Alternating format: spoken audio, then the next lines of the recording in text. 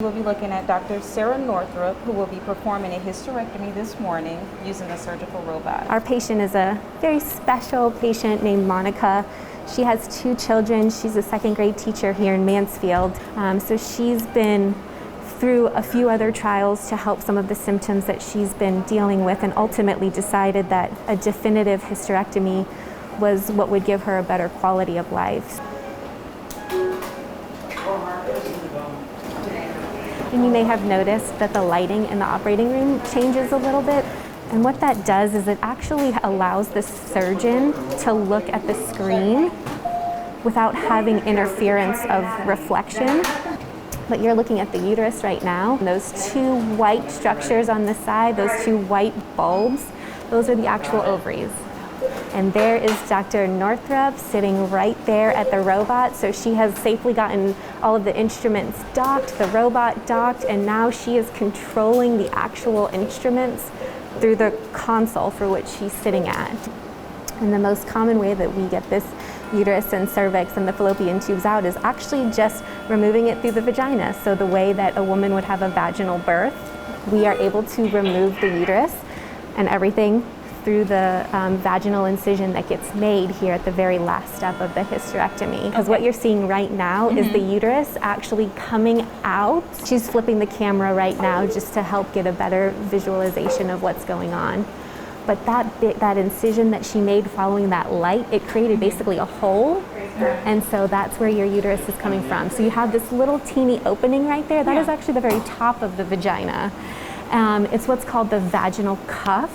So in just a minute, you'll see Dr. Northrup put a few stitches in there, and that is going to close that vaginal cuff. Oh yes, so right now the uterus is officially out of her body. So her uterus and her cervix, and we have taken out both fallopian tubes as well. And if you can look back at that screen, you'll still see those 2 right little ovaries. They've been left behind as they should be for this very young 39-year-old. Well, this concludes our Methodist live broadcast from here at Methodist Mansfield.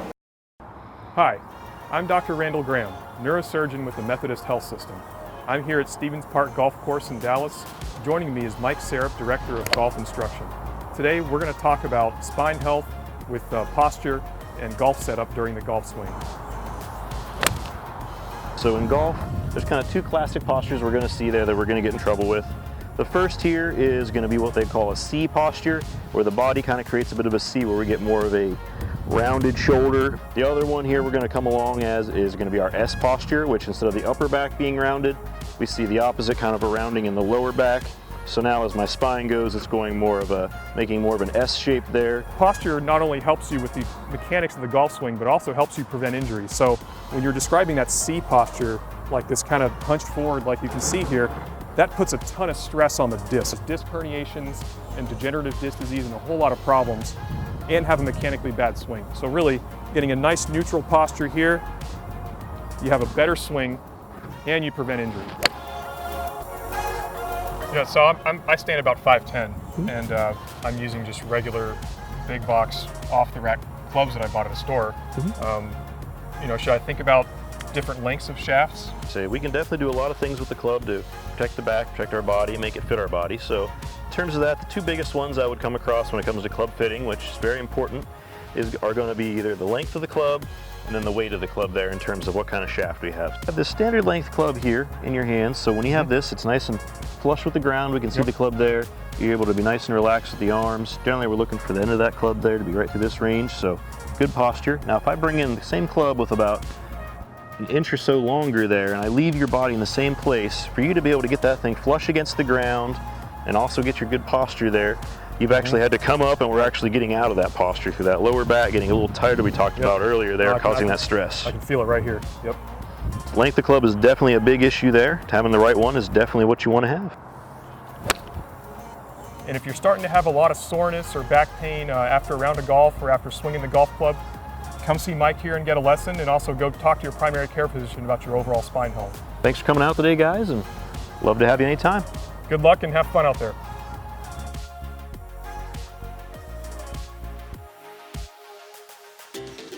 This is Miss Annie. I'm Miss Annie. I seen you before. How you doing? I'm okay. How about you?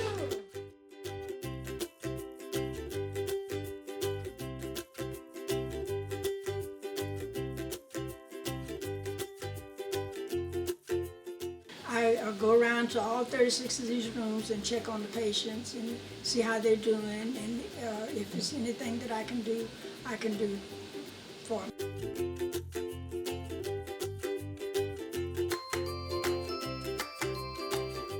We're gonna really miss you. Well, We're gonna really miss you. I appreciate that. We really love you. What makes it a big deal for me is that I have spent all this time with Methodist, and I've enjoyed every minute of it.